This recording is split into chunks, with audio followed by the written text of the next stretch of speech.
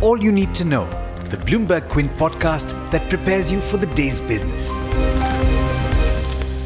Good morning. This is the daily morning update from Bloomberg Quint, and I'm Alex Matthew. Today is the 5th of December. The cues from global markets aren't great this morning. US stocks sank overnight as no clear details emerged to substantiate the optimism that President Donald Trump expressed after his meeting with China's Xi Jinping over the weekend.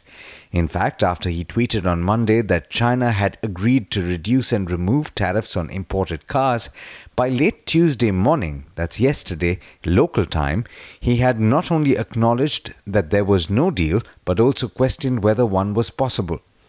He also called himself Tariff Man, while suggesting that he could extend the 90-day truce in his trade war with China.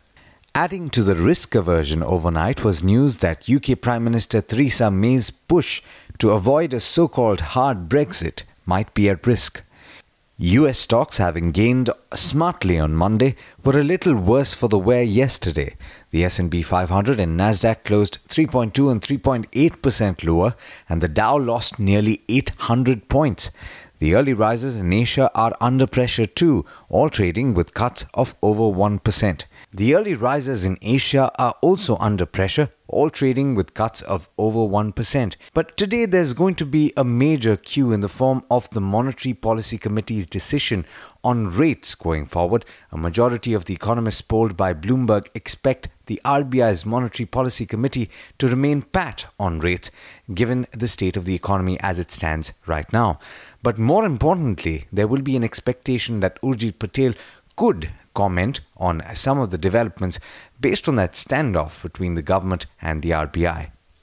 In news back home, Bloomberg Quint has gotten access to the resignation letter R. Chandrasekhar sent to Yes Bank. In it, he said, and I quote, "I have been deeply concerned about recent developments at Yes Bank and dismayed at the manner in which they have been dealt with.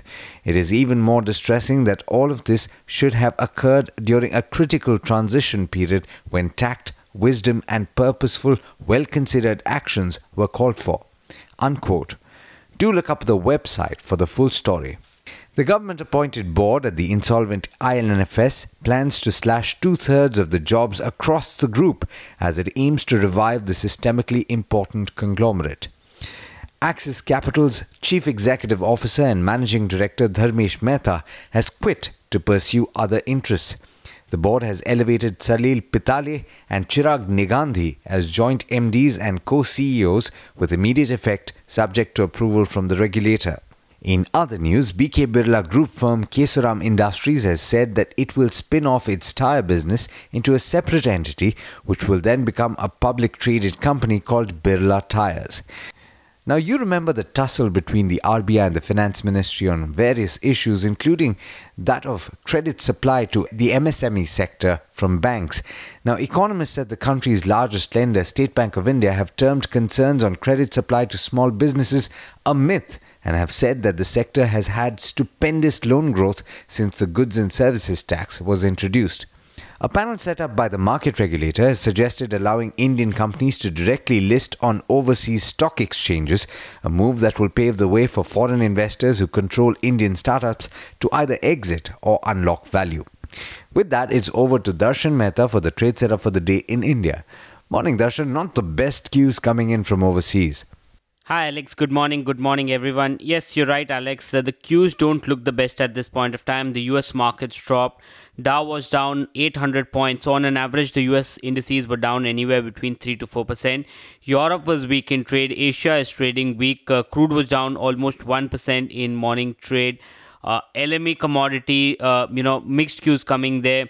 Commodities in China are trading negative. The SGX Nifty is indicating a downtick. And also probably you won't get in cues from the US markets. The US markets are shut today to honor former President George Bush.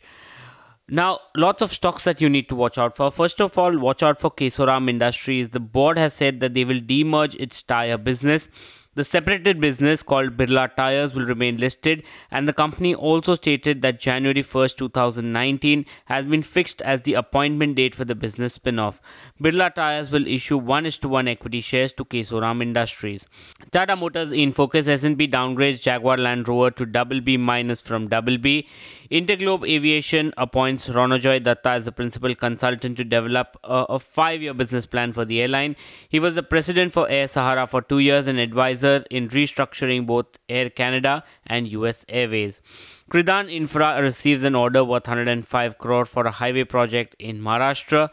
And Vodafone Idea and Focus India Rating downgrades NCDs worth 6,000 crore to AA- from AA+.